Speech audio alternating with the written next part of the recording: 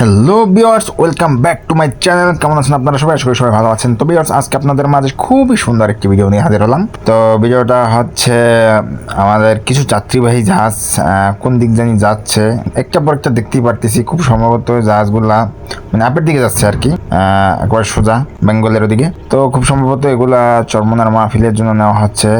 যারা ওখান থেকে চরমোনার মাহফিলে যাবে, হয়তো অনেক ভক্ত আছে চরমোনার, তো তারা ওখান থেকে মাহফিলে যাবে, সে কারণে সব ছোট ছোট জাহাজগুলো নেওয়া হচ্ছে। এবং বড় বড় দু একটা জাহাজ দেখা যায়, কিন্তু মিনিমাম মাঝারি ধরনের জাহাজগুলো বেশি দেখা যায় যাত্রীবাহী। যাই হোক, এরকম যাত্রীবাহী জাহাজে কি কেউ উঠছেন? যাত্রীবাহী জাহাজগুলো আপনারা যারা জাহাজ লাইনে নাই, পানির লাইনে অথবা বাহিরের লাইনে, কিনারের লাইনে, তারা তো আর যাত্রীবাহী জাহাজ নাও বুঝতে পারেন। কিছু কিছু সংখ্যক লোক সে অনুযায়ী এটাকে লঞ্চ। তো এই লঞ্চগুলো কে কে উঠছেন এবং কিরকম অনুভূতি হয়েছে অবশ্যই কমেন্ট করে জানাবেন। তো যাত্রীবাহী জাহাজ দেখে একটি ডায়লগ মনে পড়ে গেল চাচা জাহাজ এত সাজানো গোছানো কেন, লোকজন কোথায়? তো চাচার একটাই ডায়লগ যে লোকজনের কাছে টাকা নাই, তারা যাবে না।